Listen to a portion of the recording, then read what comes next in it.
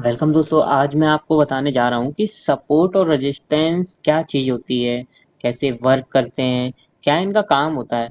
तो आप लोग यहाँ पे देख पा रहे होंगे कि यहाँ से मार्केट नीचे की तरफ आ रहा है, यहाँ से मार्केट ऊपर की तरफ जा रहा है। अब सपोर्ट और रेजिस्टेंस होता क्या है? ये हो गया अपना एक सपोर्ट एंड रेजिस्टेंस जोन। अब एक बार यहाँ देखते हैं।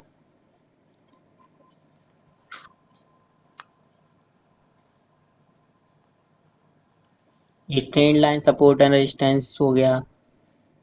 यहाँ से आप देख पा रहे हो कि यहाँ से मार्केट इस ट्रेंड लाइन को फॉलो करते हुए जा रहा था। ये उसका रेजिस्टेंस ट्रेंड लाइन हो गया, जहाँ से ये फॉलो करते हुए आ रहा था।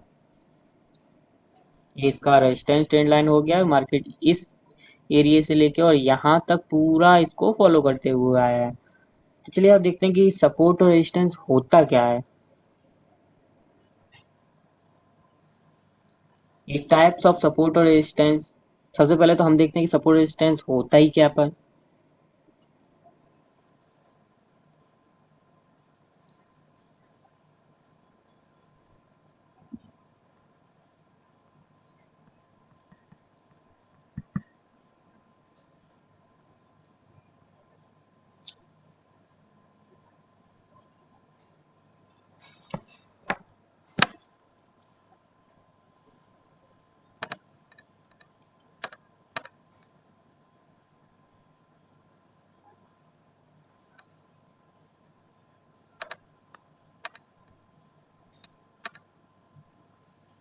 हम लोग देखते हैं।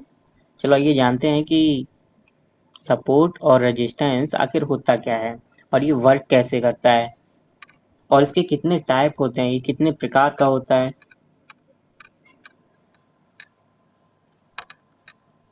तो type of support and resistance, सबसे पहले तो हम लोग ये जानते हैं कि सपोर्ट और रेजिस्टेंस होता ही क्या चीज़ है, किस लिए इसको मार्केट में ड्रॉ किया जाता है, क्या काम करता है ये।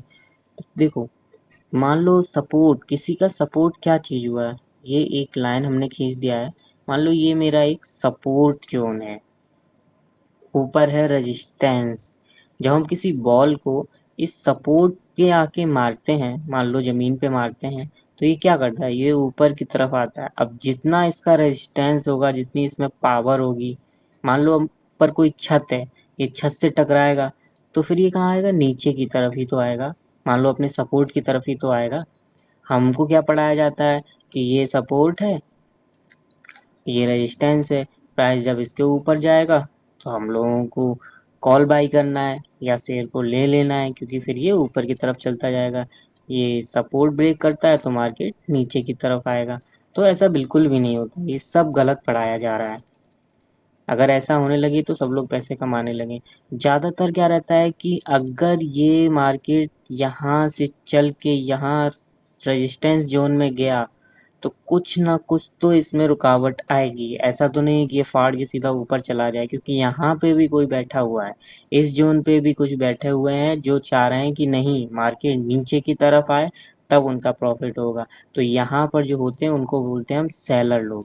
नीचे जो हम लोग होते हैं हमको बोलते हैं बायर्स। मतलब हम लोग बायर हैं, हम चाहते हैं मार्केट ऊपर की तरफ जाए तब हमारा प्रॉफिट हो। ये चाहते हैं कि मार्केट नीचे की तरफ आए तब इनका प्रॉफिट हो। ठीक है, बायर का स्टॉप लॉस यहाँ रहता है और सेलर्स का स्टॉप लॉस ऊपर की तरफ रहता है। तो इसको डिलीट करता हूँ मैं। ये हो गया अपना एक सपोर्ट, ये हो गया अपना रेजिस्टेंस। हमने यहाँ पे खरीदा क्योंकि हम बायर्स हैं, हम चाहते हैं कि मार्केट को ऊपर की तरफ ले जाना। लेकिन बायर तब तक एक्टिव रहता है जब तक कि रेजिस्टेंस के पास नहीं आता। रेजिस्टेंस के पास आकर बायर्स को भी थोड़ा वीकनेस सी हो जाती है। अगर मान लो बायर वीक नहीं है तब तो प्राइस इसको ब्रेक करके ऊपर की तरफ चला जाएगा।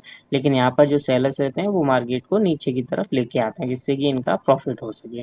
ठीक है, तो ये हो गया अपना एक सपोर्ट और रेजिस्टेंस की थ्योरी। सपोर्ट बस यही समझ लो कि ये अपना एक लेवल ये हो गया सपोर्ट का, एक लेवल ये होगा रेजिस्टेंस का। मान लो रेजिस्टेंस पे आके कोई प्राइस अगर कंसोलिडेट कर रहा है, फिर इसको ब्रेक कर रहा है, मतलब कि यहाँ पे क्या है, इसकी पावर जनरेट हो रही है। यहाँ पर न्यू वायर्स आ रहे हैं जो कि इसको नीचे की तरफ नहीं आने दे रहे हैं, इसलिए ये मार्केट को ऊपर की तरफ फाड़ने की प्रोबेबिलिटी रहती है। ये केवल 80%, 80%। यहाँ 20%, मान लो ये बायर्स हैं, बायर्स मार्केट को ऊपर की तरफ ले गए, तो यहाँ पर केवल 20% ही चांस हैं कि ये प्राइस इस जोन को ब्रेक करके ऊपर की तरफ जाएगा।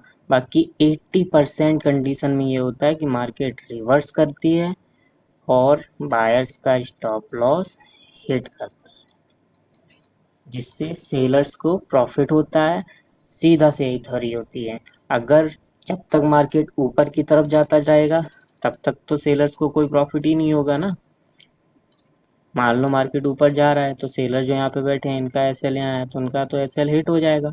एसएल हिट होगा तो इनको तो नुकसान होगा, तो ये कभी नहीं चाहते कि मार्केट को ऊपर की तरफ ले जाएं।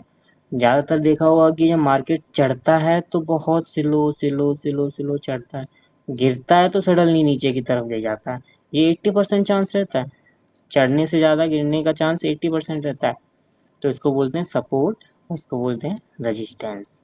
अब ये कितने टाइप्स का होता है? हॉरिजॉन्टल होता है, ट्रेंड लाइन होता है, साइकोलॉजी नंबर जैसे कि 25,800, 25,500, 25,200, ऐसे साइकोलॉजी नंबर्स भी होते हैं, 2500, 2400।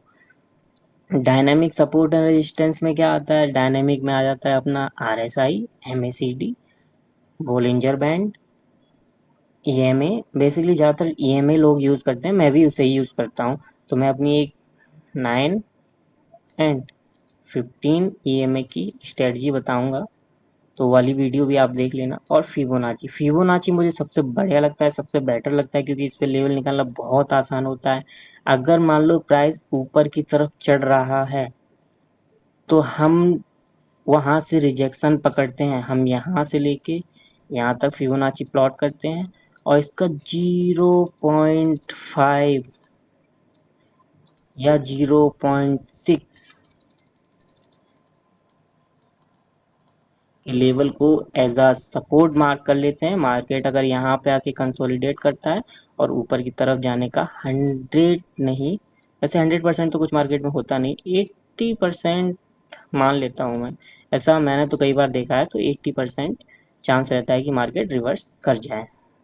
तो इतने सारे सपोर्ट और रेजिस्टेंस होते हैं, इनको हम आगे वीडियो में वॉच करेंगे कि क्या क्या होता है और क्या नहीं।